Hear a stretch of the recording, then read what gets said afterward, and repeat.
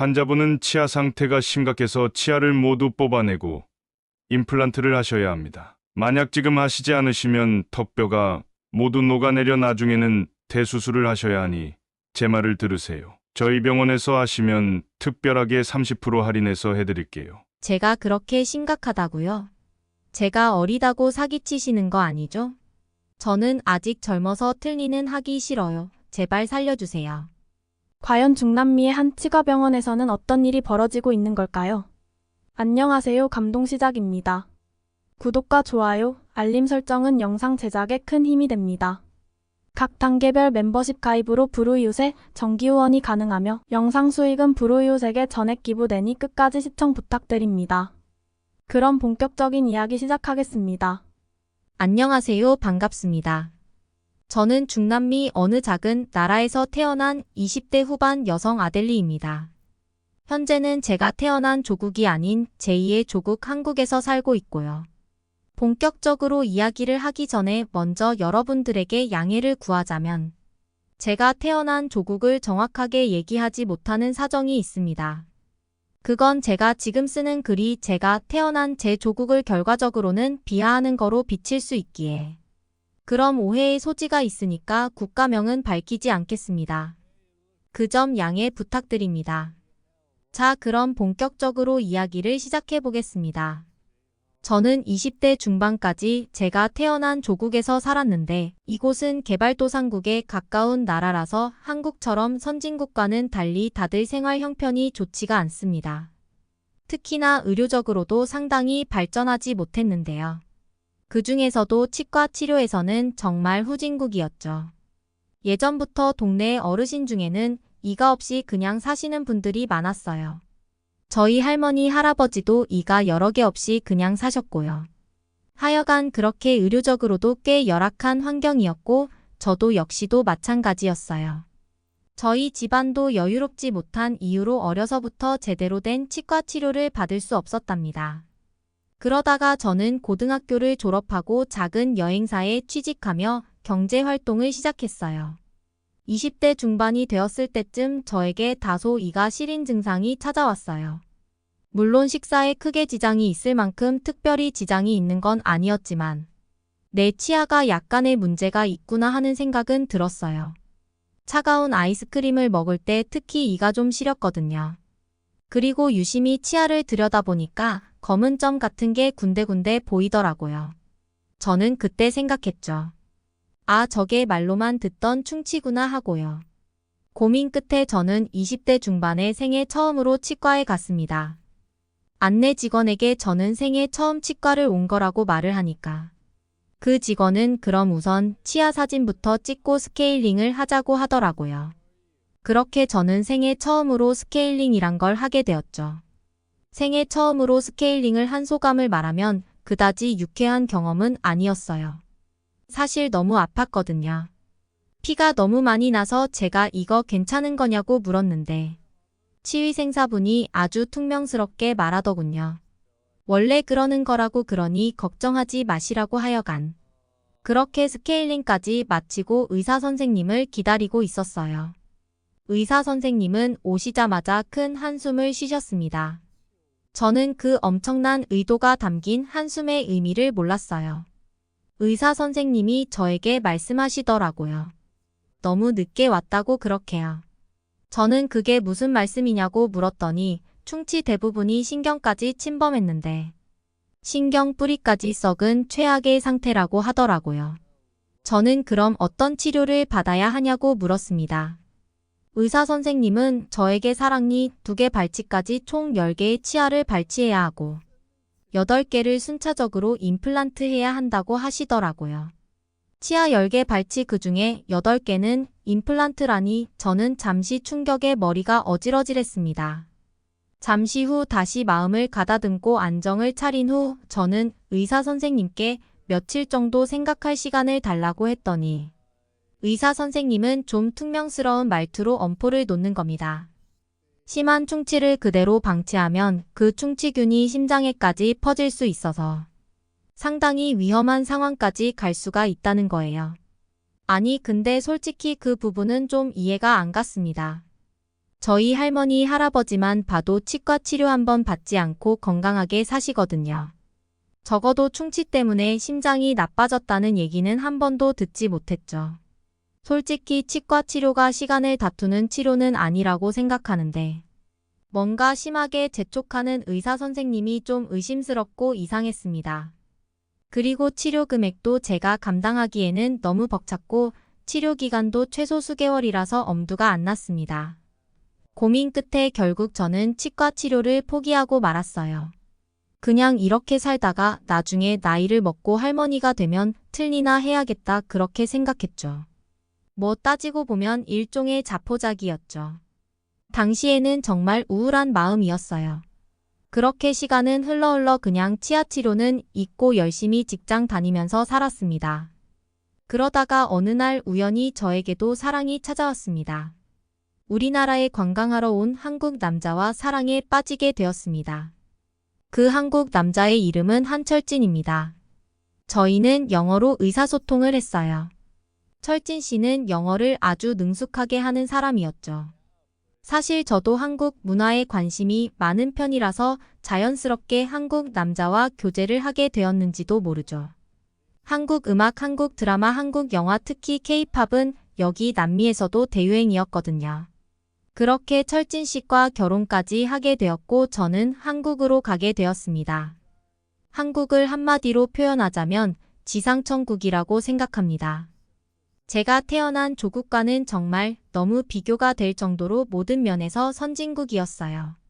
특히 제일 감동한 부분이 바로 의료 부분이었습니다. 제가 그럼 한국 치과에서 받은 감동에 대해 지금부터 본격적으로 말씀드릴게요. 한국에 와서 생활하다가 어금니 한 개에 참을 수 없는 통증이 오더라고요. 나름 참으려고 진통제를 먹으면서 참았지만 나날이 통증은 심해졌어요. 이를 남편이 눈치를 챘고 남편은 저에게 당장 치과 치료를 받으라고 했습니다. 저는 안 가겠다고 버텼는데 남편은 왜 그런지 도무지 이해를 못하더라고요. 그래서 제가 사실대로 다 말을 했죠. 나는 치아 상황이 정말 너무 심각하다고 그래서 그냥 이대로 살아야 한다고. 이렇게 버티다가 나중에 할머니가 되면 그때 틀니 정도 하겠다고 말했죠. 남편은 그게 무슨 소리냐고 되물었고 저는 있는 그대로 다 말했어요. 발치를 10개나 해야 하고 8개나 임플란트를 해야 한다고 그랬더니 남편이 입안을 보여달라고 하더라고요.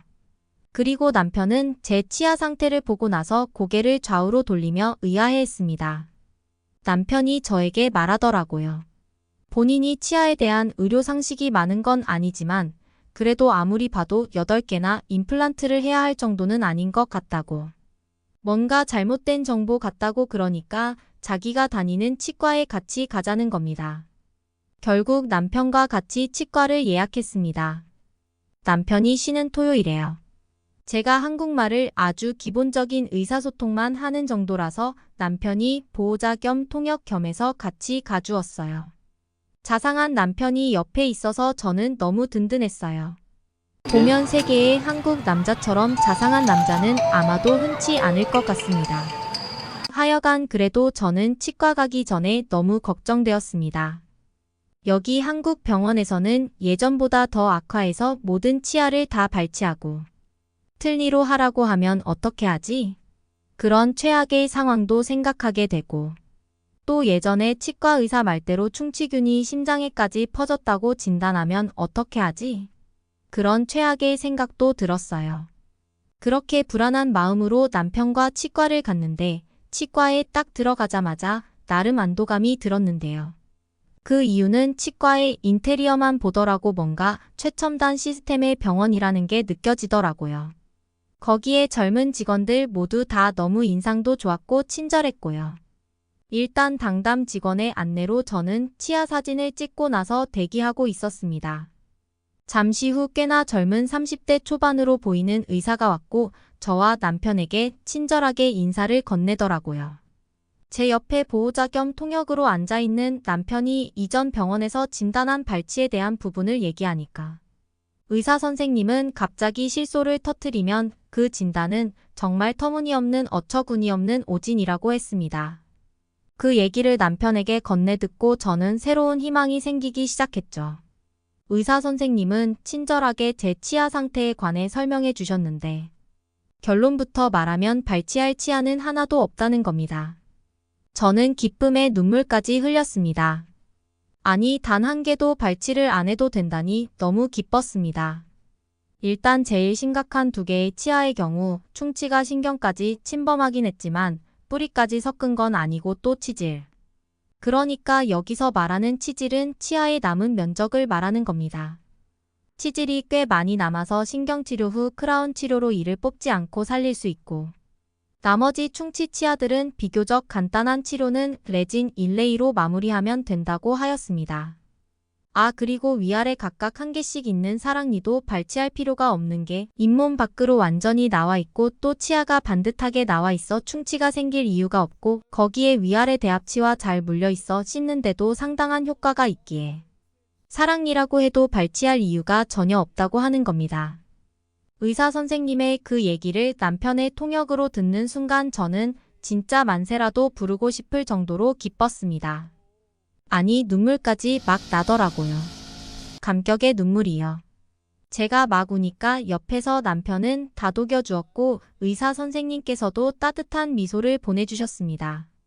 그날은 정말 너무 행복했습니다. 그리고 여기 한국의 치과는 예전에 치과와 달리 스케일링 치료부터 완전 다르더라고요. 예전에 받았던 스케일링은 너무 아팠는데 여기 한국 치과에서의 스케일링은 아프기는커녕 아주 시원하고 개운한 느낌을 받았습니다. 신경치료가 살짝 아팠고 다른 치료는 전혀 아프지 않았어요. 물론 신경치료도 심하게 아픈 건 아니었고요.